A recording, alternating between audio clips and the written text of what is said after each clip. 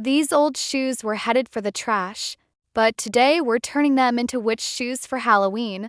First, I started by building the classic pointy witch shape using duct tape. This step doesn't need to be perfect. Think spooky and crooked, not clean and polished.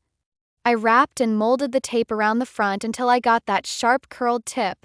The more tape you use, the sturdier the shape becomes, so don't be afraid to layer it up. Once I had the curl just right, then I grabbed my paint and covered the entire shoe. You can use acrylic or even spray paint, whatever you have works fine. This part transforms the shoes instantly. After the paint dried, I added some spooky details. I glued on a little Halloween spider for extra creepiness. But here's the best part. I covered them in glow-in-the-dark paint so they light up at night. I added a ton of layers because the more you use, the brighter they glow.